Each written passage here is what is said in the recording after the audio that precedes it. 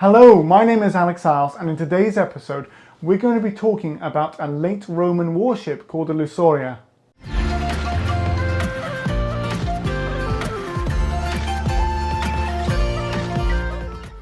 Welcome back. So in today's episode we're going to be talking about the Lusoria, which means dancing or playful, and was a Roman military strike vessel in the late Roman period. So if you like the sound of that, why not subscribe now, because there's plenty more content like this on the channel and I think you'll really enjoy it. So why don't we get right into it now and have a look at these Roman vessels.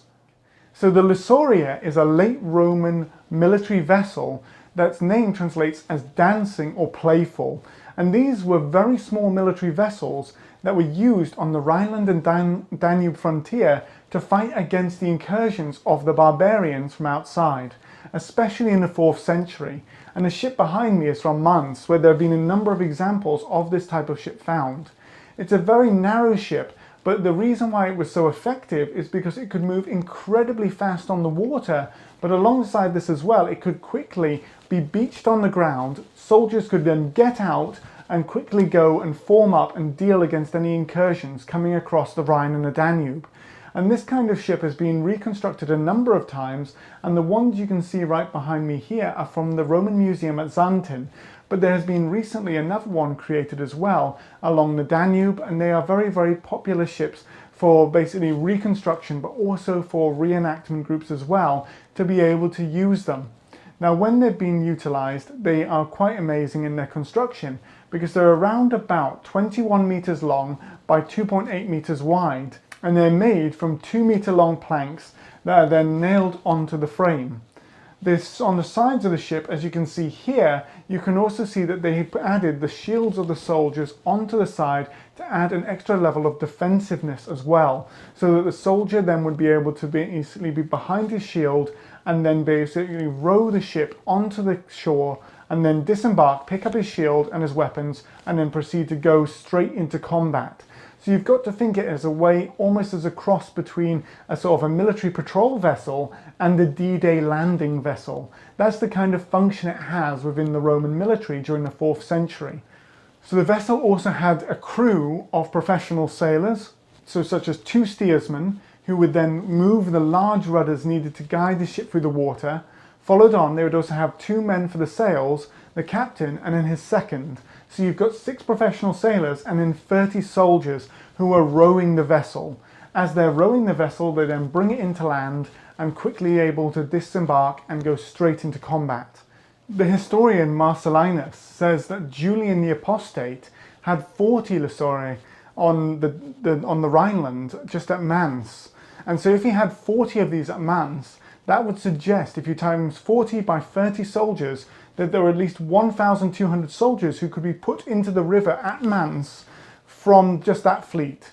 So if there's 40 of them stationed just at Mainz, and then along the rest of the Rhineland frontier, there must have been many more of these Lusoria, which were then working up and down the Rhineland to basically protect the frontier against Germanic invasion, which shows you how important these vessels were for the Roman Empire in that period. You have to then imagine how many more would there have been on the Danube and on the rest of the Rhine. So this is one of the most important strike vessels in the Western and in Eastern Roman empires in mainland Europe, basically being utilized to help against barbarian incursion across the frontiers.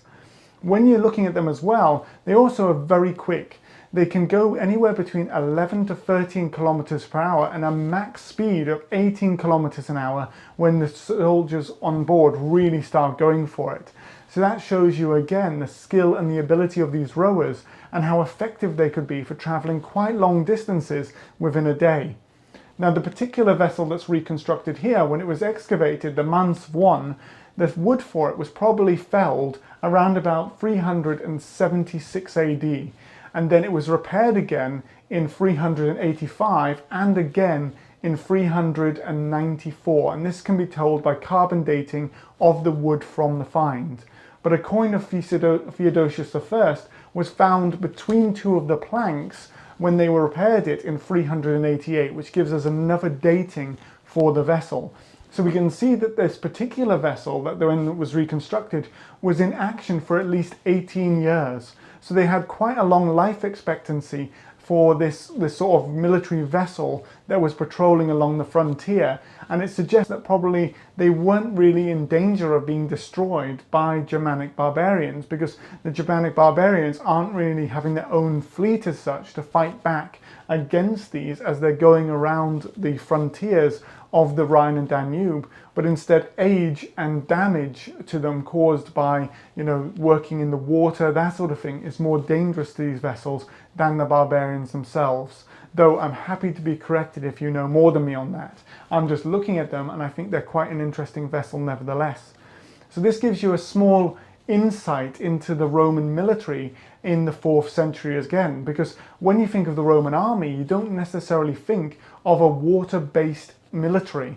You'd think of them traipsing up and down the roads. The Romans are famous for their roads, and you think of them walking 20-25 miles a day as they march around the place in their short little red tunics and big rectangular shields as you imagine them in the 1st and 2nd centuries AD. But the Roman army did change, and so in the late Roman period we see a very much reliance on these fast, movable craft going up and down the Rhine and Danube, protecting the Roman frontier against incursions of the barbarians, and a very different military style, where the soldiers are split into smaller detachments of 30 men, and the soldiers are patrolling up and down these frontiers but are quickly able to beach their vessels and then deploy onto the land to deal with incursions and fighting.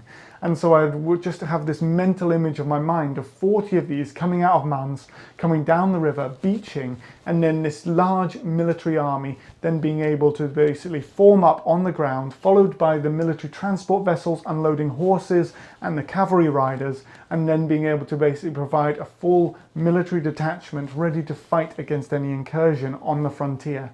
So it gives you a much more amazing image of the Roman army and how they're basically dealing with the challenges of the changing frontier of the Roman Empire.